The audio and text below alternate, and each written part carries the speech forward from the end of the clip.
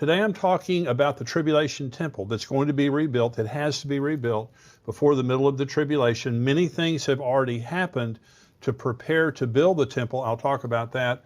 I'm also talking about a recent Rasmussen poll of likely voters that shows the vast majority of Americans want traditional Western values taught in schools. And I'll be talking to parents now and everyone about how we must win this culture war for our children and for their schools. I'm going to be talking about why God chose the Jews, answering questions, and also how do you teach your children about the rapture without frightening them. I'm Jimmy Evans. Welcome to the Tipping Point Show.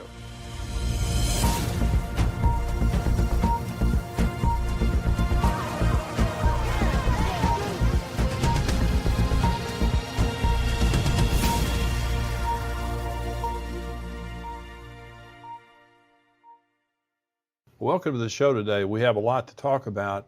And I want to begin by saying the 21-day journey, I've been talking about that now for several weeks. This is a resource that we have on XO now. It is a video resource, also has an accompanying journal, an online journal that comes with it. You can also get a physical journal if you want that too, but it takes you through 21-day journey of inner healing or 21-day journey of freedom if you have something you're trying to get free from. Really helpful, especially in the times that we're living in, being set free, being healed on the inside, maybe from past hurts, some things that you haven't gotten over from your childhood maybe, and they're still, holding you in bondage, or maybe it's something that happened to you as an adult. But this is something that Karen and I both had to go through when we first got saved, and we're going through all the healing from our past. Really helpful, 21dayjourney.com/tipping point.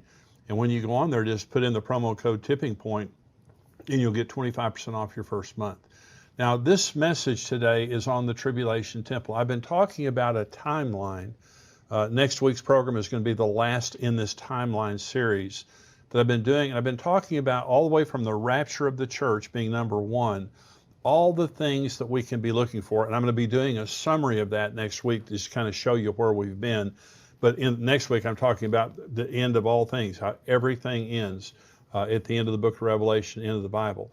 And so I want to talk about the Tribulation Temple today because there has to be a rebuilt temple in Israel, on the Temple Mount in Jerusalem. There has to be a rebuilt temple for there to be a tribulation. Let me begin in Daniel's chapter 9. And this is the angel Gabriel talking to Daniel about the future of Israel. And now he's talking about the Antichrist. He says, but he, the Antichrist, shall confirm a covenant with many, that's Israel, for 1 week, that's 7 years. That's a week of years. But in the middle of the week, 3.5 years into the 7 years, he, the Antichrist, shall bring an end to sacrifice and offering, and on the wing of abomination shall be one who makes desolate, even until the consummation which is determined is poured out upon the desolate, or the desolator is another way to say that, is until God pours out his wrath on the Antichrist.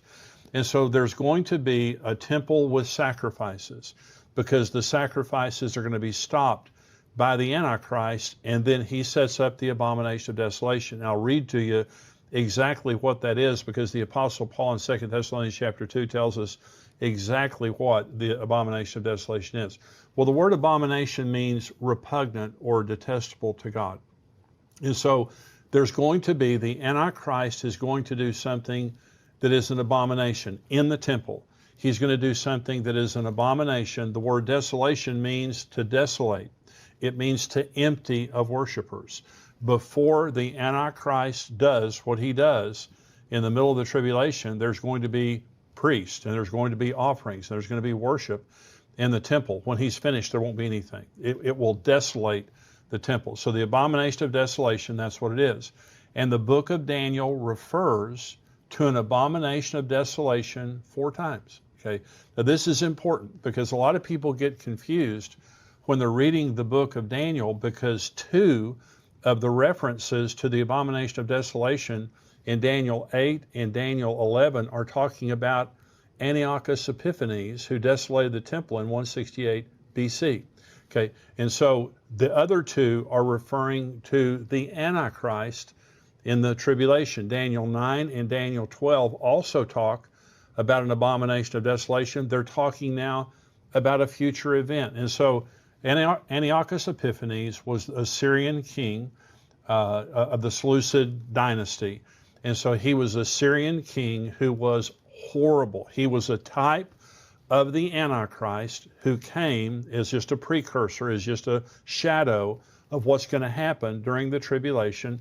And let me read this to you. It's the first abomination of desolation occurred on December 25th, 167 BC. On that date, Antiochus Epiphanes, a Seleucid king from 175 to 164 BC, ordered that an altar to Zeus be built on top of the altar of burnt offering in the Jerusalem temple. Antiochus Epiphanes then offered swine flesh to Zeus on the altar. This man, now this is just one of the ways that he desolated the temple and the abominations that he did. I'll read more in just a minute about something else that he did. This man, he outlawed Judaism. It was against the law to practice Judaism. It was against the law to circumcise your children. And when they found a baby boy that had been circumcised, they killed it and hung it around its mother's neck and made her walk around with her dead baby around her neck. Now, this man was a beast. This man is like the Antichrist. And twice in the book of Daniel, we are told about how he will set up an abomination of desolation. Let me read this to you out of Daniel chapter 8, because this is talking about Antiochus Epiphanes, not the Antichrist in the future.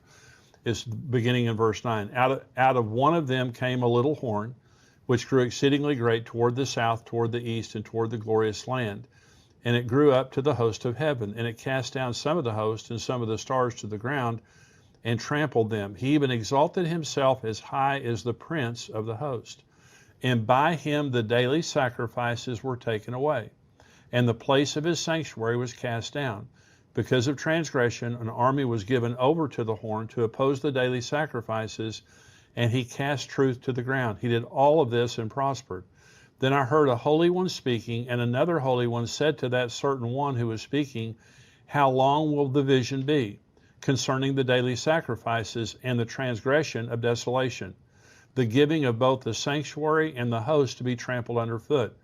And he said to me, for 2,300 days, and the sanctuary will be cleansed. Now, this is talking about an event that is going to take place for 2,300 days. Okay, this is not the tribulation. Okay, this is not the 3.5 years of the tribulation. This is a different length of time. Still someone taking away the sacrifices, which he did. Antiochus Epiphanes did. Someone who desolates the temple, which he did. So did this happen. Okay, this is the Messianic Bible Study Guide, and I'm quoting out of this now. It is also known from history that the abomination of desolation, the erection of the statue of Jupiter, was done on the 25th day of the month of Kislev in 168 BC. The sanctuary was cleansed on the 25th day of Kislev in 165 BC. So the entire duration of 2,300 days began September 9th, 171 BC with the death of Onias, until the rededication of the temple on December 25th, 165 BC. As always, prophecy was literally fulfilled. It was fulfilled exactly 2,300 days later. So Antiochus Epiphanes, this prophecy of Daniel 8 and Daniel 11 has already been fulfilled. Now, there are preterists, and I've taught you, if you read the articles on Tipping Point, you know that a preterist is someone who believes that the end times has already been fulfilled. All end times prophecy was fulfilled in the 1st century. Now, some preterists believe that it took till the 4th century. But when they see end time prophecy, they say, oh, been there, done that. That's all been fulfilled. It doesn't mean anything.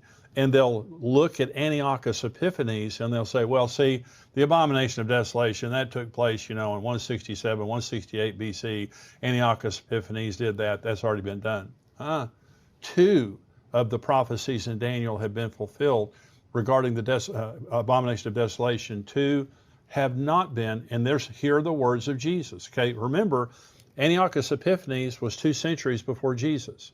So this is now Jesus in Mark chapter 13. When you see the abomination of desolation, he's talking about a future event, not a past event, a future event.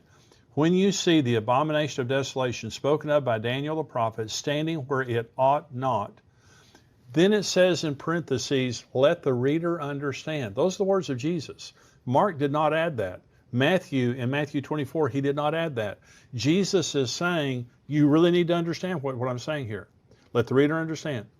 Then let those who are in Judea flee to the mountains. Let him who's on the housetop not go down into the house, nor enter to take anything out of his house. And let him who's in the field not go back to get his clothes. But woe to those who are pregnant and to those who are nursing babies in those days. And pray that your flight may not be in winter. For in those days there will be tribulation, such as not been since the beginning of creation, which God created until this time, nor shall ever be. And unless the Lord had shortened those days, no flesh would be saved. But for the elect's sake, whom he chose, he shortened the days. Then if anyone says to you, look, here is the Christ, or look, he is there, do not believe it. For false Christ and false prophets will rise and show signs and wonders to deceive, if possible, even the elect. But take heed, see, I have told you all things beforehand. Jesus is talking about a future event in the tribulation. In Matthew, Jesus said, then there'll be great tribulation, such as not happened in the history of the world until now. And unless those days would have been shortened, no flesh would have been saved. That's the tribulation. So Daniel, when he talks about the Antichrist setting up the abomination of desolation, he's talking about the tribulation. 3.5 years, this is a 7-year covenant. In the middle, this is the time of Jacob's sorrow. This is the 70th week of the 490 years, that the 70 weeks that Gabriel told Daniel about in Daniel chapter 9. And so in those 7 years, 3.5 years into it, there's going to be an abomination of desolation. Here's 2 Thessalonians chapter 2. This is the Apostle Paul. Let no one deceive you by any means, for that day will not come unless the falling away comes first. And the man of sin is revealed, the son of perdition, who opposes and exalts himself above all that is called God or that is worshipped, so that he sits as God in the temple of God, showing himself that he is God. This is a rebuilt temple that is going to be on the Temple Mount in Israel, and the Antichrist, 3.5 years into the tribulation, he is going to go into that rebuilt temple. Remember, he's going to kill the 2 witnesses, 3.5 years into tribulation. He will stop the sacrifices, and then he will go in and proclaim himself God. That is the abomination of desolation. Now let's read about the temple here in Revelation 11. I'm just going to mention the 2 witnesses here because they're very much a part of the temple that's going and the way that the temple is going to be rebuilt. This is Revelation 11. I was given a reed like a measuring rod, and the angel stood, saying, rise and measure the temple of God, the altar and those who worship there, but leave out the court which is outside the temple. Do not measure it. For it has been given to the Gentiles, and they will tread the holy city underfoot for 42 months. That's 3.5 years. And I will give power to my 2 witnesses, and they will prophesy 1,260 days. That's 3.5 years. Clothed in sackcloth. These are the 2 olive trees and the 2 lampstands standing before the God of the earth. And if anyone wants to harm them, fire proceeds from their mouth and devours their enemies. Let's stop right there. And so there's going to be a rebuilt temple in Jerusalem, and the 2 witnesses now will be ministering during that 3.5 year period of time, the first 3.5 years, when the temple is going to be rebuilt, when they're going to reinstitute the daily sacrifices. The 2 witnesses will be there. So let me give you 5 facts about the tribulation temple. Number 1, the temple will be rebuilt and animal sacrifices will be reinstituted before the middle of the tribulation. And this is the purpose now of like the Temple Institute. The Temple Institute in Israel, one of the questions today, by the way, someone asked is, should we be supporting financially the Temple Institute? They're great people. They're Jewish people. But they exist to see a temple rebuilt and animal sacrifices reinstituted. Okay, this is their stated purpose. And by the way, they already have, and I'll show you a picture here of a menorah. They already have the menorah prepared. This is covered with 200 pounds of gold. This is on display now in Jerusalem. Okay, so this is the menorah that they have prepared for the rebuilt temple. It's worth somewhere between $2 and $3 million. It's overlaid with I think it's 200 pounds of gold. It's absolutely gorgeous, made under the specifications of Moses and what Moses told the children of Israel. And so that's ready to go. They have articles for service. In other words, the pitchers, the bowls, all the different articles for service. They've been making these now for many years. They have the priestly garments. They have the ephod with all the stones in it, exactly the way that Moses said to build it. It's ready to go. The Temple Mount Faithful. They have the cornerstone ready to go. When they build the temple, the cornerstone is ready to be laid. In the Jordan Valley, they have a school of priests. These are the Cohens, those of the priestly bloodline, and they are training them how to minister in the temple. They've been training for 25 years. These things that have been happening, we talk about, rebuilding the temple. The Jews are ready to go.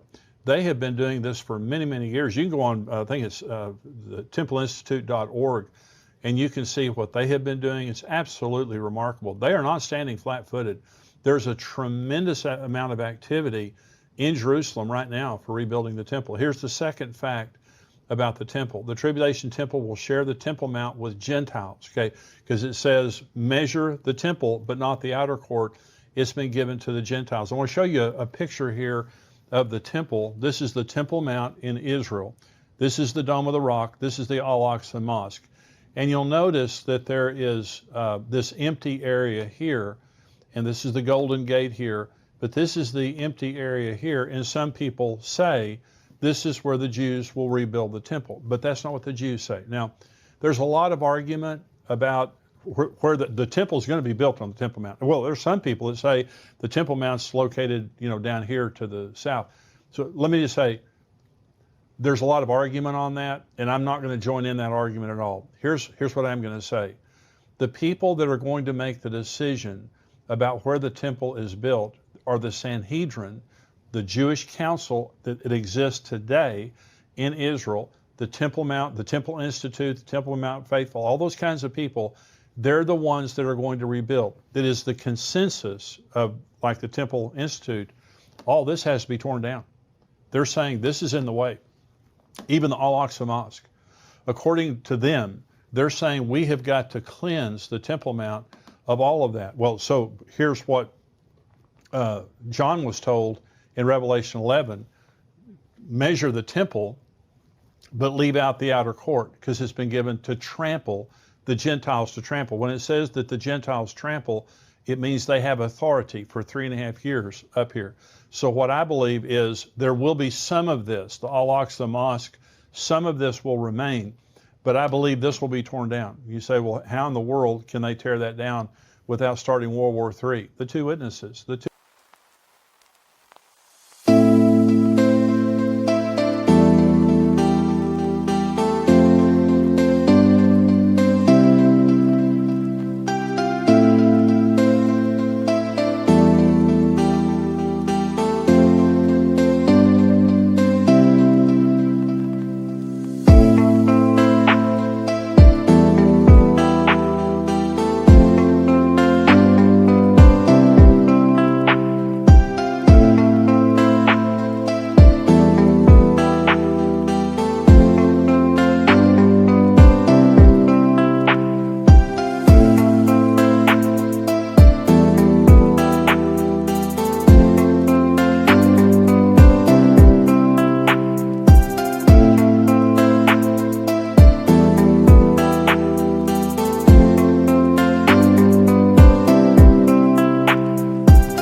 Witnesses are bulletproof.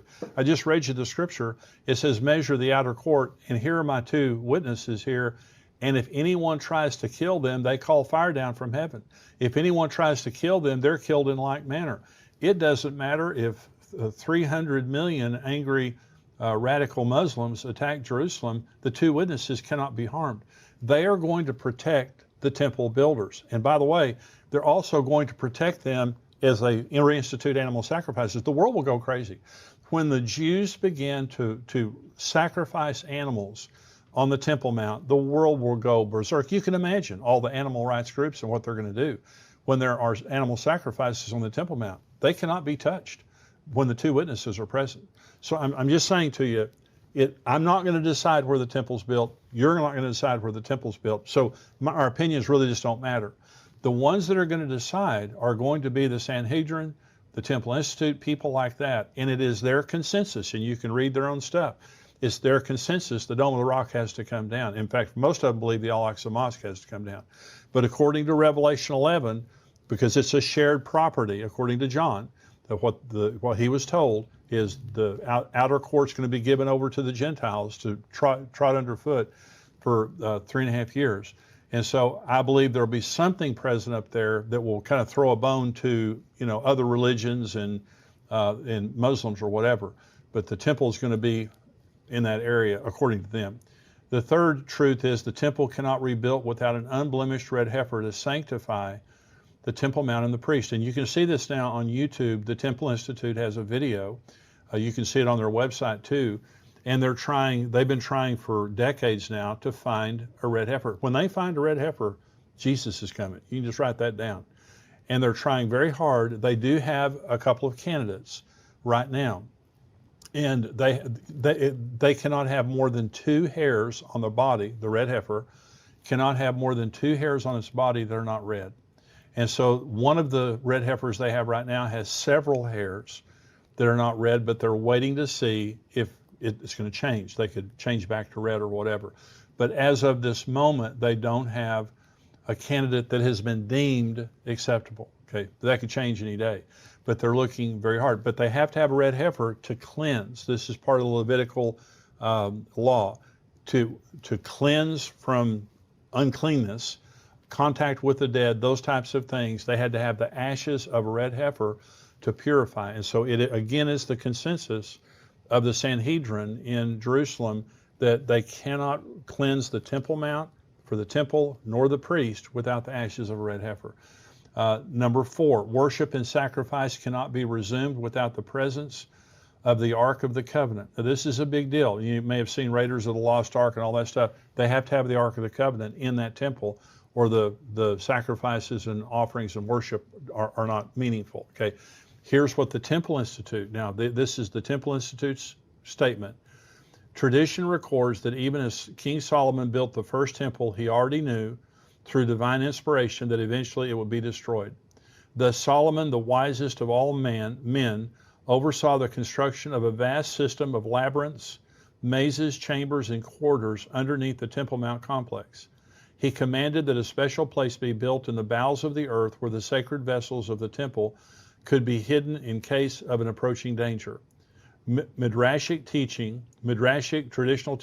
tradition teaches that King Josiah of Israel, who lived about 40 years before the destruction of the first temple, commanded the Levites to hide the ark together with the original menorah and several other items in this secret hiding place which Solomon had prepared. This location is recorded in our sources, and today there are those who know exactly where this chamber is. And we know that the ark is still there, undisturbed, and waiting for the day when it will be revealed. And so, according to the Temple Institute, they know exactly where the ark is. It's under the Temple Mount. And these mazes and labyrinths that Solomon built specifically to hide these articles from an approaching enemy. And so there are several priests now in Israel that say that they've seen it, that they're eyewitnesses to the fact that the Ark of the Covenant is there. Here's number 5. The Tribulation Temple will be the site of the abomination of desolation that marks the beginning of the Great Tribulation. There is a coming Antichrist, and the way that we know that is not just through the Scripture, but it's look what's happening in Jerusalem today. Look at the activity on the Temple Mount. Look at the preparations that are taking place, the building momentum of there being a rebuilt temple, and all of that means there's going to be a temple.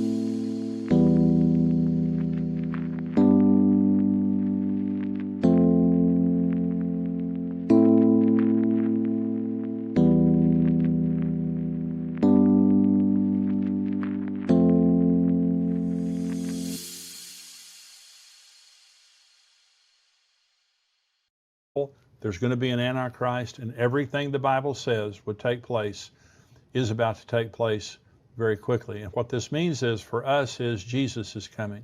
That we're not going to be here through all of this. And this is the encouragement I give every time I talk about this. We're not going to be here. We're going to go at the very beginning in the rapture. But for people who are here on the earth, they will see a rebuilt temple, and they also will see, if they're still alive, they'll see the abomination of desolation. Now, if you're not a subscriber, I'm going to say goodbye to you. I'm going to come back. I'm going to talk about this issue of what's being taught in our schools and answering some questions. If